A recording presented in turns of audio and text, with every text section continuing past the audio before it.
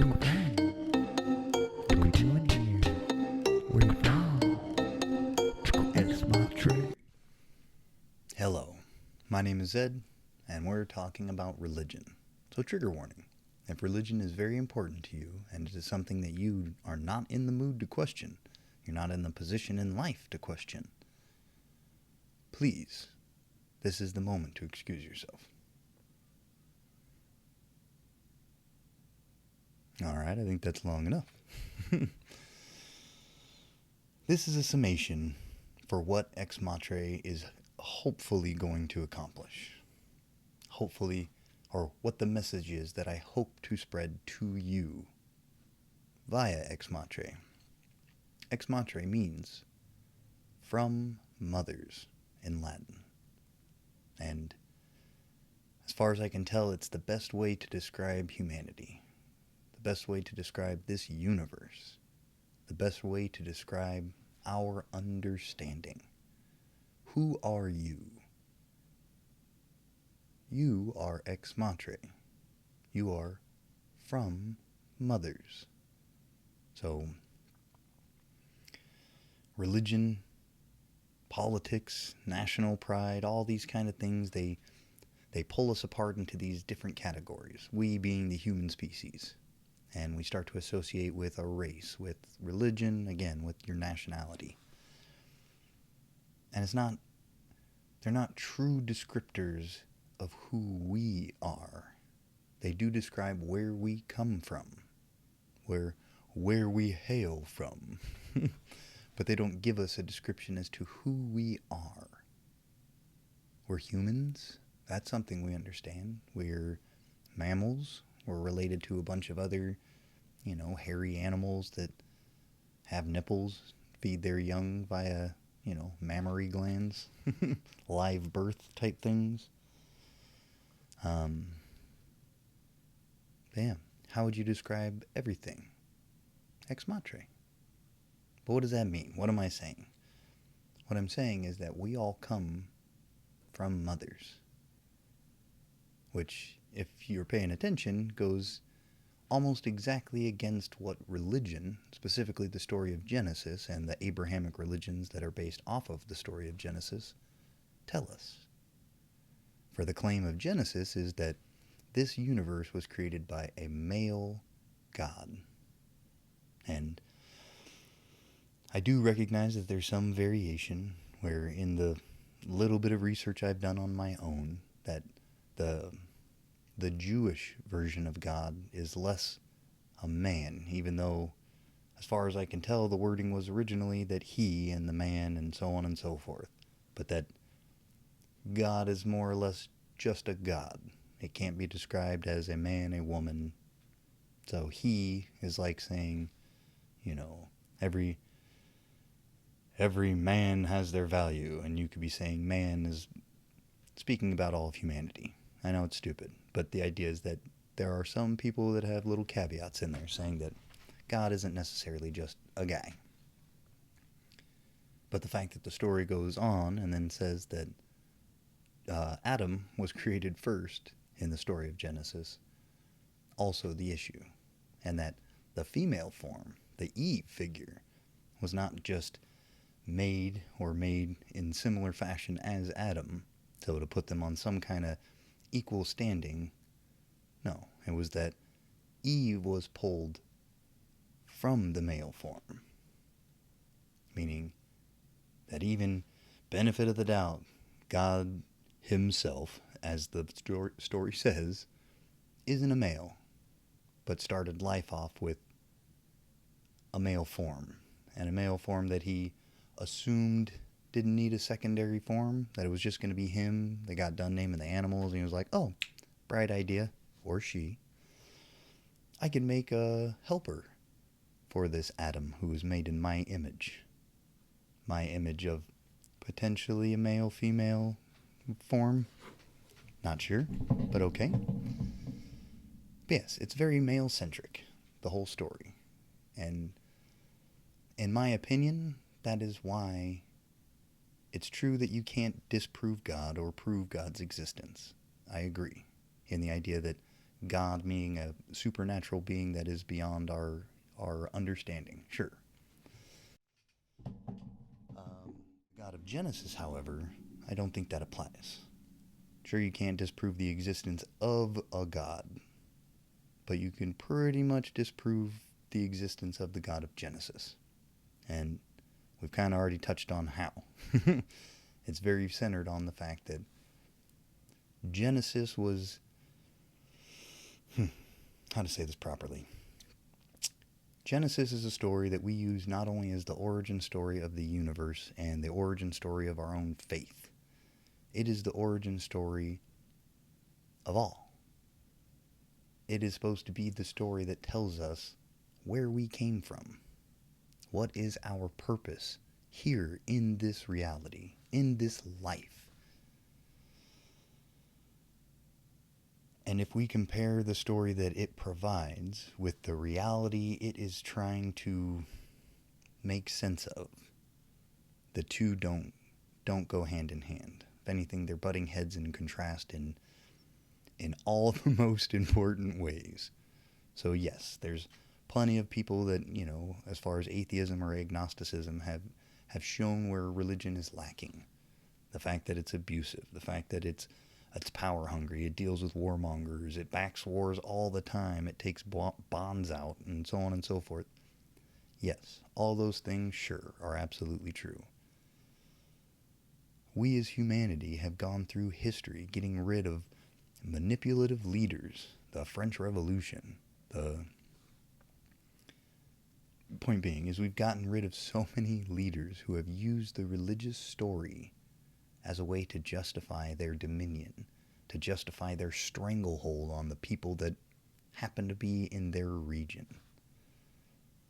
So we've gotten rid of the manipulative leaders, but we have yet to get rid of the story that allowed them to be so manipulative, to get away with being so manipulative for so long. My hope is that this can be the final straw, the one that helps organized religion to be something that is not necessary anymore. If we want to continue to have faith, we can. Obviously, that's the point of having faith, is that it is a choice. The problem is that the faith that we have, the faith that you and I, generally hold up high on a pedestal, is not what we think it is. It is not the all-knowing creator's story. It's not a book that came from someone who had omnipotence. If it had, it would probably be a little clearer, just saying. But it would also do at least a decent job trying to explain what this reality is. It tells us that this is a reality that was created by a man for men to use, women to be their helpers, and that all this exists as a proving ground, a place where the game has been set. We have been given the bare minimum of what we need.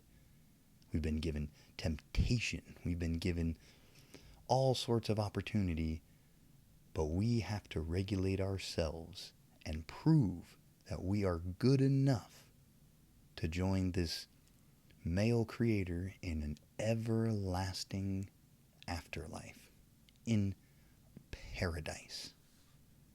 Not this. This isn't paradise. This is dog shit. Everything here is garbage. Don't even pay attention. Don't covet anything. Don't worry. It's garbage. Trust us. But what comes next? Now that's the bee's knees. That's something that you should sacrifice everything you could ever want. All your desires, all your wants, they're nothing. Because when you get there, you'll have everything you could ever want. You will want for nothing. But it is going to cost you a little bit here in this reality, in this, the proving ground time. There's a lot you have to give up. But if you do it, and if you follow the rules that are also in this other story that we have, which are different based upon what faith you actually hold, and choosing one means that all the rest of them can't be correct to you. So, but only one of them is going to be correct, supposedly. Yeah, and I guess that's where Pascal's wager came from. The idea that, if you pick to be religious, you lose nothing, even if you're wrong. But if you pick to be an atheist or to not have faith and you're wrong, those consequences will be dire and everlasting. So why not just pick the one that's like a win-win, where even if you're wrong, it's no big deal? Which one? Which one is the one that's no big deal to pick? Scientology? Christianity? Catholicism? Mormonism? Protestantism? Baptism? What is the correct one? Should I be with the Orthodoxy? Should I be Jewish? Which Jewish? What kind? Oh my gosh, there's so many different options. What's the right one to choose? And is that all you have to do? You just have to have the mindset of like, no. I know that, well, for not trying to pick one of the sides, I'll say top hatism. Oh, the top hat god. Well, that's the correct one. Okay, all I have to do is think that that's the correct God and live my life however I was going to live my life. And then, yes, there is a no loss to me at all. And when I die, I might get to the pearly gates and it'll be like, hello, I'm the top hat guy. Fucking welcome. Bring your top hat. You get a honorary cane or something like that. Maybe a monocle. But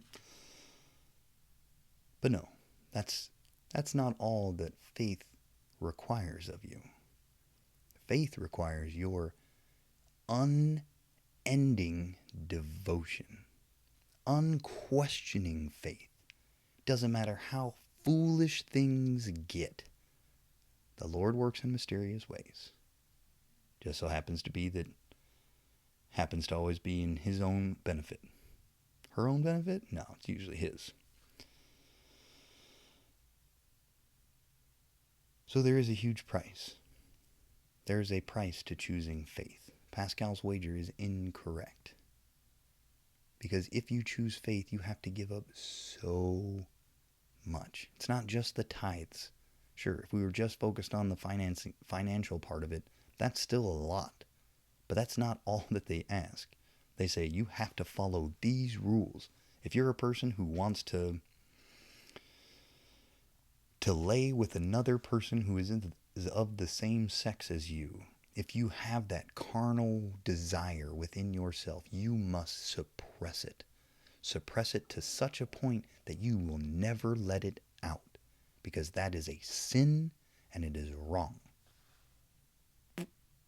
So there are people that had to give up their own wants and desires, ones that wouldn't hurt another person. They weren't trying to be selfish or greedy. I'm not talking about somebody that wants to take advantage of someone. Yes, those people, please stop. Don't do that. But people that wanted to express love with someone that their heart truly loved and yearned to be with. And all religion cost them was just saying, I believe? No, it cost them so much more. And we have the idea that faith is this thing that is kind and it's good and it only does great things. It doesn't. I'd be willing to bet that a majority of us, if I were to ask you, hey, how did your family start becoming whatever the religion is that you choose at this moment? So top hatism. How did you become a top hatter? Well, my parents did it, and my parents and their parents, and it got passed down. Okay, how did that change start? How did your family first come to be top hattist? I don't know. There's probably some top hat missionary walking through town, and my great great great great great great great great great great great great great somebody, they didn't quite make sense of the world. Maybe they were the polytheists or something like that, believing in the old gods. And somebody walked in and they were like, hey, here's a story about the top hat guy. And as soon as my great great great great great great great great great great great whoever heard that story, the light bulb went off and they were like, yes, top hatism. That's the perfect explanation. From now on, this is the story that we will pass down from generation to generation to generation. And I know that's kind of goofy, but I'm pretty sure most of us would assume it's something fairly similar. The reality of the situation is that no, most of our family, most of our families, unless of course we're related to the wealthy, like fucking royalty wealthy type people, it was forced upon our ancestors. At some point, we had somebody that lived in a kingdom whose king and or queen only had the right to own those people, to own that land, because they claimed that they had a decree from God, that they were somehow related to somebody somewhere that was a direct descendant of this, the creator of all things. So they just had to show this lineage that brought or came to them in their family ties, and boom. Now they get to say, this is my land because God says so. What God? This God, the God that I'm choosing, the top hattest God, because that's the one I've chosen. So now everybody who's in my realm of power, everybody who's now going to live under my iron boot, is going to believe in top hattism. Again, there is no top hat religion as far as I'm concerned, so if there is, I apologize to anybody that believes in the top hattism. And they were forced. You believe in this. This is what gives me my authority. So that, if you guys happen to revolt against me and so on and so forth, and you're just at that point where you're going to take over my military and turn them on me so that, you can have the might or the ability to take me over, you're still going to have that thought in your head that, shit, if I do take him over and he is the true representative of the top hattest God, well, fuck. Now I'm going to burn for eternity and so on and so forth. Because that's the story that I've been told. Not the story that I've been told, the story I was forced to believe. The one that this king may have pulled one of my fellow villagers or whoever they happen to have power over into the middle of the square and tortured them. Tortured them because they said, well, I'm not so sure that top hatism's even real. How does that give you power to be the king? Oh shit, now I'm strung up and I'm being, sliced apart little bit by little bit so that it'll be the most painful, excruciating moments of my life. All in hopes that I'll cry out, no, no, no, top hattist is the right one. Please, please, just kill me. Let me die. And then they would. But the message was already sent. You believe this religion, because if you don't, it's going to be very uncomfortable for you. And so that's generally how our religion started. If you're a non-white person, then the chances are that you may have been taken over by somebody, and that person then forced your people to believe in this newfound story. Why did they want you to believe in this story? Because it was the one that put them close to the top. The one that gave them this extraordinary level of power that they shouldn't have been able to claim. That you people are not people. You are now my possession. You are the Native Americans that I'm taking over. You are the slaves that I'm bringing from one country to another country so that I can own you. But instead of just owning you, I need to sell you this story. This story that will not only trap you in the chains that I have put around you, but also in ideological chains. Ones that you believe there's always some guy up there who's working on my side, who's looking at you, who's ready to judge you and put you into a burning, fiery hell for eternity. So it's not just bad that I could be the worst kind of owner, but there's even worse if you make a mistake. It teaches servitude. Because that's what you are in this realm of God. He's the creator. He created this test. You are his servant. Serve him. Follow his rules and you can get into his club. His eternal club. Open bar, by the way.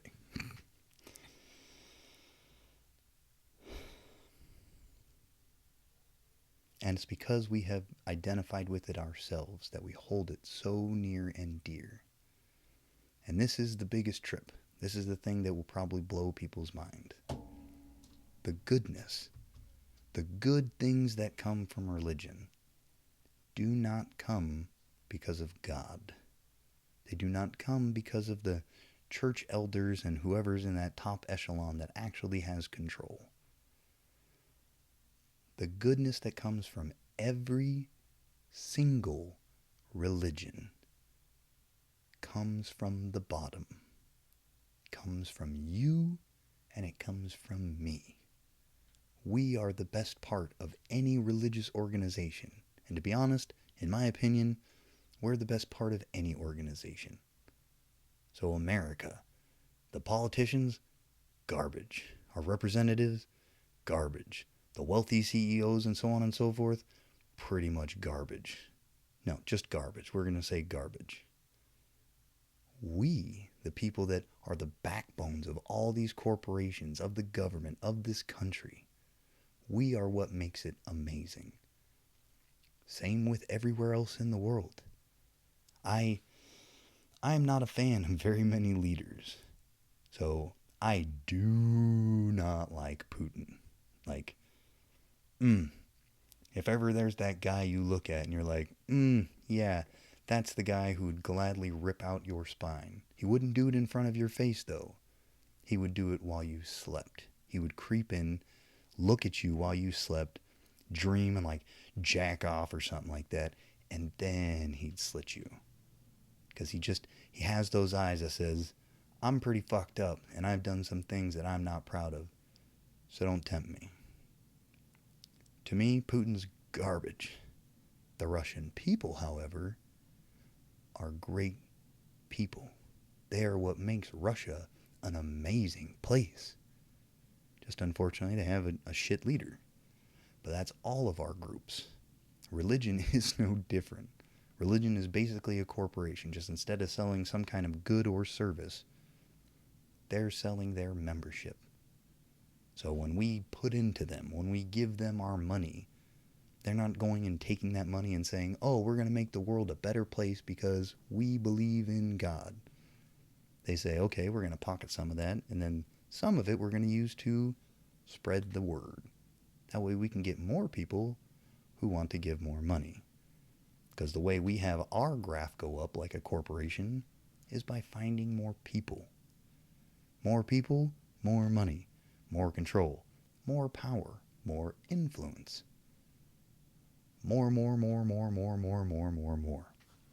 We're going to build this amazing building that attracts so many new people because they're going to see it and be like, wow, this thing, you'd have to be super wealthy and amazing to build such a glorious building. No, you have to be so selfish to be able to take what are the resources of a bunch of peasants and then put it all together and then make a building that was too great for any person to have. But wait, this isn't a person. This is a house of God. So it's acceptable. Gaudy, Gaudy, is gaudy regardless. No matter how gaudy it is. Goddy. I don't know. I'm not a famous joke maker.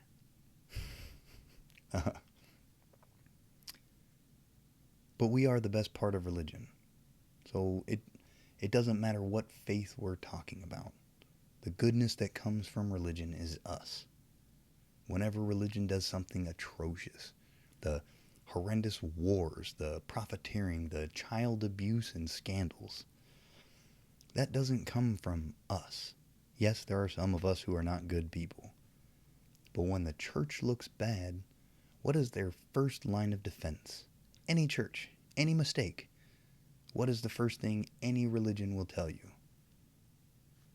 We are very charitable. We are very blah, blah, blah, blah, blah. Where does that charity come from? Church? Where did you get that charity? Did that come from those same people that were caught abusing, the innocence of young children? Who got so many people murdered in some kind of war? Who had some tirade against the LGBTQIA plus community, did they benefit anybody with their love, with their contributions? Did they put in? Yes, they did put in, but not to the good group. So the point is that we did. We were the ones that put in our money. Generally speaking, at my church, because I was raised Catholic, there was a second collection anytime they wanted to do something that was beneficial for the world. So one collection for us, one collection for whatever nice little thing we're trying to do. You decide what you want to spend. I think there was even something that said, like, please don't give less in your givings to the church. Just give whatever extra you want to whatever. I don't know how common that is, so that could be just a single type thing. Who knows? But it shows what their interests are. Their interests are, just like any other company, they want to take something that is the best of someone, the best of something, which just happens to be us, and they want to squeeze it, and they want to get as much of the goodness that we have, as much as the talents, the skills, the wealth, the power, the influence that we have, and they want to put it into a nice little sack and squeeze it so they can put a nozzle on there and apply it wherever it is they want. And we let them, because they're supposed to offer us the understanding of this universe, the understanding of this life. And true that almost every single organized religion will say that we will give you that understanding, but it requires one thing from you: subservience. You might think that you know what's going on with this world, but you don't, because the Lord works in mysterious ways. It's a very complex world, far too complex for you, a simple human, to ever find out or to discover. So it's best for you to just kind of give up, give in, accept that this book has all the answers you could ever need. Granted, this book was written thousands of years ago, before many of the technological advances that we have now, scientific advances, medicinal advances. Basically, when we were back in the day where we were dying at the age of 40 and that was considered grandpa, that's when this book was written. It contained all the knowledge you would need, the understanding of this universe. And since then, we've only realized that almost everything is incorrect, that this earth is not at the center. Matter of fact, that's a perfect segue. There was once somebody who stood up against the religious order to say the universe, the solar system, is not Earth-centric. It is not a geocentric solar system, where the Earth's not at the center and everything's rotating around it. But that's what Genesis basically says, that the Earth was created and the heavens and everything was created around Earth. So that was the story. The Earth is the center. Just like how Genesis tells us that men are at the center of our understanding. A male God and Adam coming first, with Eve the little helper lady, whatever. Male-centered. Earth-centered. Well, there was someone who stood up and said no. Turns out that it's actually a heliocentric solar system. Now actually a solar system. That the sun is at the center. The sun sits in the center, everything rotates around that. Blasphemer, how dare you? What happened to that person? Well, not good things, we'll say. I am here now, we'll say over 1,000 years later, to basically say that it's not a male-centric universe. It is not a male God. It simply can't be. This is a universe that centers around females. Not just females, specifically the motherly form. Just so happens to be that, as far as I can tell, there aren't very many males who can also be mothers. Now that we have transgenderism, which I'm not saying that I am against in any way, shape, or form, that yes, there's a little bit of a gray room there. But generally speaking, when we're talking cisgendered, a cisgendered male is not going to be able to have a baby. So, a male can't be a mother. So that means the motherly form is the female form. Just how it works with us humans. So yeah. And this is where I believe we are ex matre. We're all from mothers. So if we disregard the story of a male-centric, earth-centric, something that's been disproven so many different times throughout history, and we just try and understand the universe as it is without any preconceptions, where did you come from? You came from your mother. Yes, your dad helped out. I'm not in any way trying to say that men suck and we need to go away. I'm a guy, in case you didn't notice. But it's from our mothers. Our mothers possess this amazing ability to shift their body into creation mode and take in a whole bunch of nutrients and oxygen and all sorts of things in her surroundings and bring them into herself and add them like little building blocks to make us, to make you. But where did she get that talent from?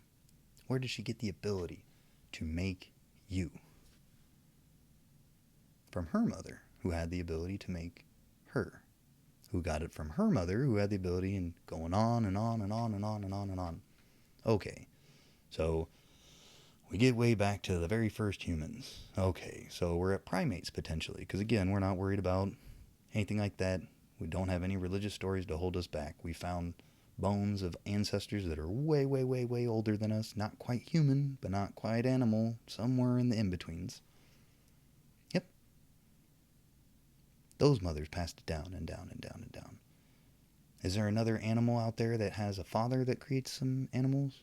Well, I mean, there are certain animals where the father does carry the young after the mother has done all the bring things from the outside into myself and then create this life. The seahorses, I think sea spiders was another one. But essentially the mother passes what are the eggs to them. I think with the seahorse it's because they don't have the excuse I've been able to come up with is that the male seahorse basically doesn't have a way to inject semen into the woman. And if it were out in the water like a fish was, they don't have enough to coat them sufficiently to fertilize enough. So essentially the way that they're trying to minimize the amount of semen needed is that the males carry it. Males basically get a sack, they hold the eggs, and then they mix the semen with the eggs to fertilize them within themselves. Okay. But again, a majority of the work was done on the mother's side. The nearly completed egg is passed over to the father, who then just adds his thing and then holds it. So it's not that he has to add anything else besides the semen. So still the same exchange that happens here with us humans, just he does a little bit of the lifting, as it were. Which I'm sure every mother would be totally fine with. Just get a break for, the last trimester. They'll take the first two, you get the last trimester. But yeah, to our mothers. Well, eventually you're going to get to the point where you start going into the asexual species. Somebody that doesn't have a male and a female. There's just one parent. The parent that basically is able to copy their own genetic instructions and then make a young version of themselves with very little changing. But is that a mother? Or is that just an asexual guy? Are there attributes more like a male or a female if we had to give them a sexuality? Better yet, we don't even have to give them sexuality. Let's not play that game. Instead, we'll say, what talent do they have? The talent to bring in a bunch of their outside things, to then formulate something new and give a part of themselves to something and bring out a new life. the same talent that your mother used to make you, that my mother used to make me, that a horse mother uses, that a whale, that a snake, a spider, whatever. But where did it come from before life? So who gave life the talent to pass down this amazing gift that gave us all the opportunity to exist in this world? Where did the first life form get it from? Well, what existed before life? Planets. All right. The sun? So is it planets or the sun? Well, which one of those takes something into itself, puts a little bit of energy and work into it, gives a part of themselves, and then creates something new? Technically both. The earth essentially was an amalgamation or a collection of just debris, things that had come from a sun, but then they all mixed together, they became this molten area, then they cooled to a core where they're still going through their convection cycles, taking things in, making something new, giving the ability for life to start. But the only reason they were able to is because there was a sun, a star that eventually blew up, something that used its pure energy to take in a bunch of different things, convert them together inside, do a little bit of shifting and using its own energy, and poof, it made something new. More and more complex atoms and molecules, and not molecules, but atoms and things that would eventually come to be everything that made up the earth. Everything that allowed that first living life, life form, to exist. But where did the sun get that power? And this is where we get back to the inevitability of the Big Bang. What came before there was nothing? How did something come from nothing? I guess that depends on what your definition of nothing is. No, not a Bill Clinton. Depends on what your definition of is. But when you look through the air and you can see someone standing 100 feet away, what's between you and that person? Would you say that nothing is there? No, because we understand that there's a whole heaping load of shit of stuff between me and that person 100 feet away. There's oxygen, nitrogen, carbon, fucking dirt, dust, hair, seeds, spores, all sorts of different little things that could exist in that space between these two individuals. So again, it gets into this complex thing, but let's say there was nothing. Where did it all come from? Are we saying that there was nothing and then there was suddenly a big guy and he was there, he made a whole bunch of stuff and now he's still here, but like, we just can't see him? I don't know. I don't know where you could go. This is all hypothetical, weird, going back to a time that none of us can ever talk about because none of us were ever there. We don't have video to document anything, so it's all a wild guess. But I would say, based on the natural cycle of it being that a mother gave herself, a part of herself, to give someone else an opportunity to exist, that would explain the Big Bang. What if it was as simple as that there was a godlike creature? A godlike creature that looked just like your mom. Not as a negative, I'm not being derogatory. Yeah, your mom. No. But looked just like your mom. Who was floating around in this endless void by herself. But she was able to tell herself some stuff, share some funny laughs and jokes with herself, because again, she was all by herself. But then decided, hey, this has been actually kind of fun. It's been pleasant to start talking, to tell a joke, and then improve that joke and get better. Maybe I learned how to swim around in this abyss, but then I developed a skill to get better. So I improved, but I had fun. Man, I wish I had someone else here to share this with. I wish this potential, this unending potential to discover new things about myself, about this endless void, I should share that. So, she took that idea into herself, worked a little bit of her magic with it, put in a little bit of herself, and came up with something new. The Big Bang. A Big Bang that was the start of unending potential. Unending progress, development that can continue on and on and on and on. And why? Because someone gave us an opportunity to share that same thing that she had. The ability to learn, the ability to grow, the ability to progress. And now that's something that we all have been gifted, and that we, if we continue the cycle, will gift to someone else. The ability to appreciate this amazing gift of existence. Because our time here is fleeting. We don't get to stay forever. That would make it not a great place to be. So instead, we all get just this little chance to, pardon me, we all get this little chance to experience it. The amazing wonder, the ample opportunities to learn, to love, to live. And then we get to teach it to somebody else. Teach them everything that we've learned. And humanity has done that quite a bit. We have so much in our history of people making mistakes and then writing it down, teaching their kids not to make those mistakes. Hey, that animal with those sharp teeth, maybe steer clear of them. Hey, hippos, they may look cute, but those mother are deadly. Stay away.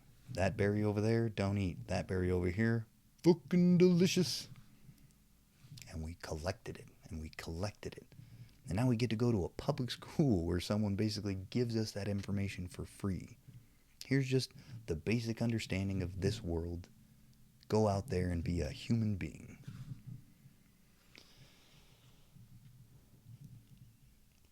But back to Pascal's wager, we give up that opportunity. We give up the opportunity to enjoy this reality. Because somebody sold us a story that tells us that there's something even better after we die. Something we have no proof of. We can't prove or disprove. We don't have anybody that's gone there and been like, yeah, this is cool. Let me go back and tell all my friends about it. No, it's just a promise.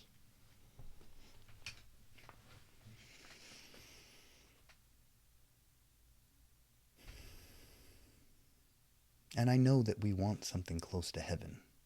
It's amazing. It's something that almost every faith is able to sell to their believers. That there's something better. This world sucks donkey balls. There's so many greedy and selfish people that are going to tell you anything just to get their way. So don't try here. Just give up. Give us all your opportunity. We'll gladly enjoy them.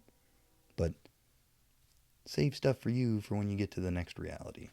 That's when it's your time to shine.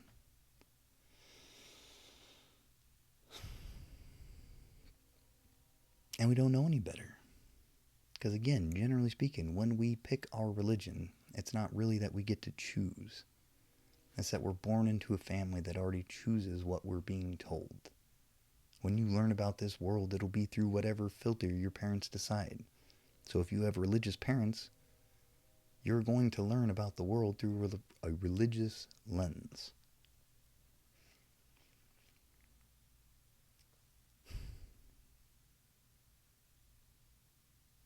But yeah,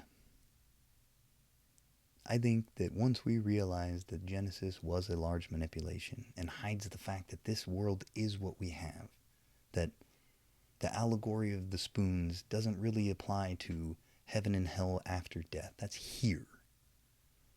Now. For those who are unaware, the allegory of the spoons is I guess summed up, it's a story where someone has the ability to go to both heaven and hell. Then they're basically being asked, hey, what did you see? What did you learn? Well, they're basically the same. Heaven and hell are a bunch of people sitting around a table with lots and lots of food. Delicious food. Amazing food. But they all have these utensils, these spoons, that are too large or make it impossible for someone to feed themselves. Okay, what's the difference? In heaven, they're all working together. Everybody is fed and happy, and they're having a good time feeding one another. So this guy feeds that guy feeds somebody else, and then eventually the person who started off the feeding's getting fed, and everybody's happy. They're all fat and giggling and just having the greatest time. Down in hell, they're all still trying to feed themselves. Yes, it's the difference between selfishness and selflessness.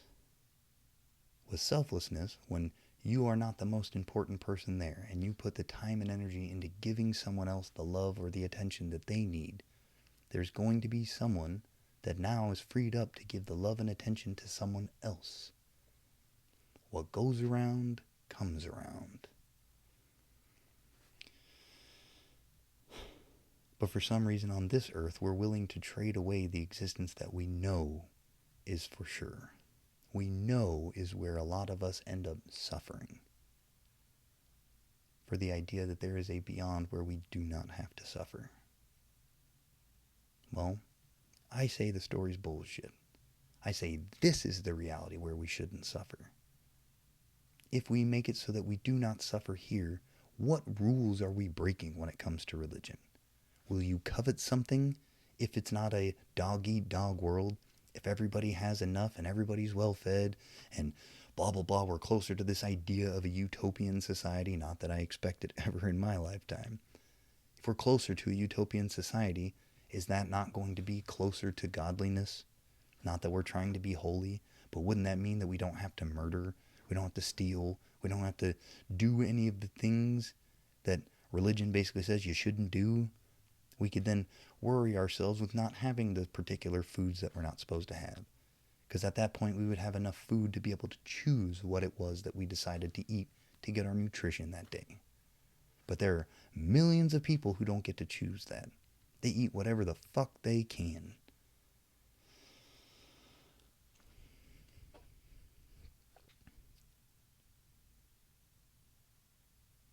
And the people that are supposed to represent this story, the story that comes from the great creator, are the ones who are living in fancy-ass castles, who tell us that it's wrong to sleep with somebody of the other sex, it's wrong to commit adultery, it's wrong to do these things, but I'm able to do whatever it is I want to do.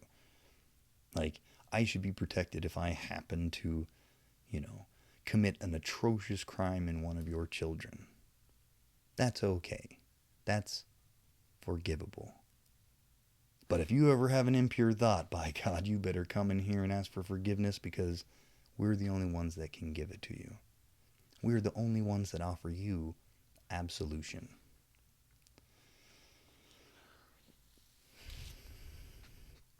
And they have a stranglehold on us, where I don't want to have this conversation, where religion is something that's supposed to be a quiet thing. It's what you do in your own home. Frankly, it doesn't touch me and it shouldn't bother me in any way, shape, or form. But we're in a world where not only are there voters who are gladly putting whatever their religious belief is into politics, that a majority of the worst parts of humanity can be traced back to religion. Racism. The idea that one race is chosen above all, that we're closer to God, we're God's preferred race. The rest are marked for sin, or whatever the fuck story they can come up with. Sexism. The idea that women are a second-class citizen, someone that was only put there to serve their man. Well, frankly, that's a bunch of bullshit. Again, the natural world revolves around the female form. But somehow we've convinced ourselves that females are the subordinate to the male form. Okay. Wars. Fucking all the suffering that's out in the... There's AIDS epidemics that's been going on in fucking Africa for generations. And we can't solve it because we can't just tell them to use condoms. Because some kind of protection against a sexually transmitted disease is against God? How? Is it that they want to keep people afraid that there's some ill will thing that's out there attacking people? That there has to continue to be floods. That way we can blame it on whatever it is we want it to be. Oh, gay people this time. Oh no, today it's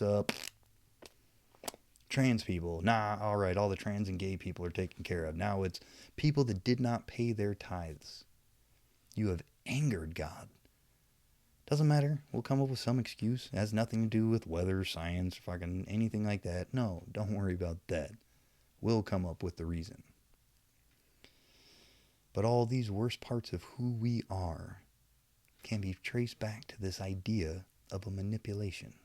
Something that told us that the natural order was God, men that represent God, men, bad men, everybody else.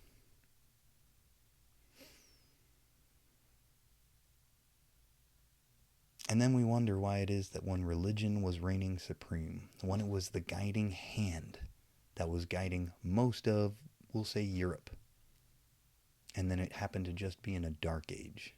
Is that a coincidence? That when we're told to be subservient and that we're not worth it and that we just need to give in to whatever that plan is, that just happens to be the time when humanity had no advancement? When it was just people that took control that then were able to manipulate whatever they want, and then anything good that happened only came through them? Is that a coincidence? Is it a coincidence that as soon as we stopped that, suddenly good things started happening and humanity started making accomplishments and advancements? Weird.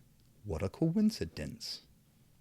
Now that we in America are starting to become more and more fervently religious, is it any surprise that the pandemic is still affecting us? Is now up to 650,000 Americans killed. Killed by a virus that was a hoax. But it's a China virus. But it's not real. And it's just as bad as the flu. But we need to be mad at somebody because these people are dying from something that we said doesn't exist or isn't that big of a deal or is from a different foreign country. A different foreign country.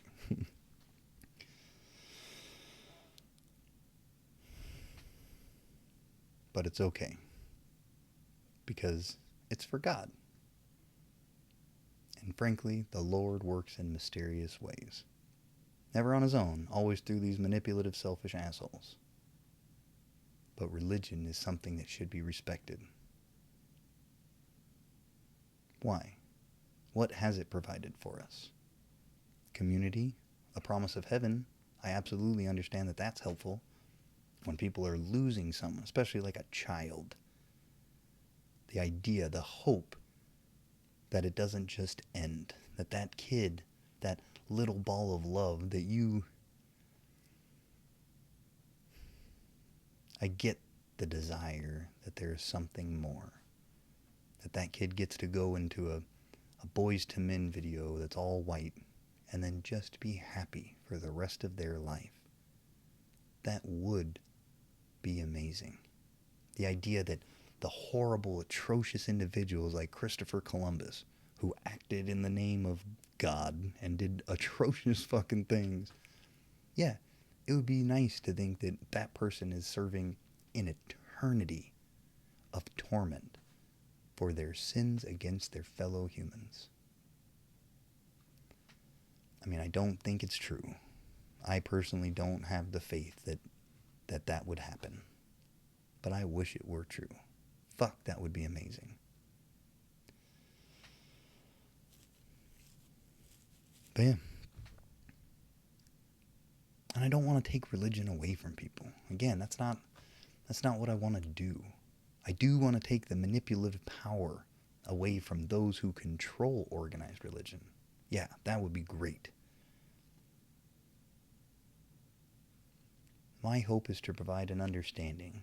That way, if you find yourself in a situation as I did earlier in my life, when the religious foundation that I had laid degraded and I found myself in a free fall, that there's something there to catch you. It's not that you have all the answers in the self-contained book that really don't provide anything, or you have nothing at all. You are just somebody that believes in science. No. I believe there is an understanding of this universe. The understanding that we are all here because of our mothers. We are here, just like the animals, to contribute to that next generation. Our job is to do the best that we can to progress as much as we are capable of doing, and then offer that to our children in hopes that they can further progress, become better than us. But that just happens to be exactly what religion is trying to tell us is not correct. That a parent and the future generation should all agree that this one book is all that you ever need. So, I guess I just disagree. My hope is that I'm not alone. My name is Zed. This is Ex Matres. The message that you and I are all from mothers.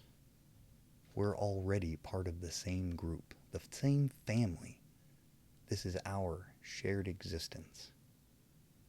Our future, good, bad, somewhere in between, is going to be determined by us.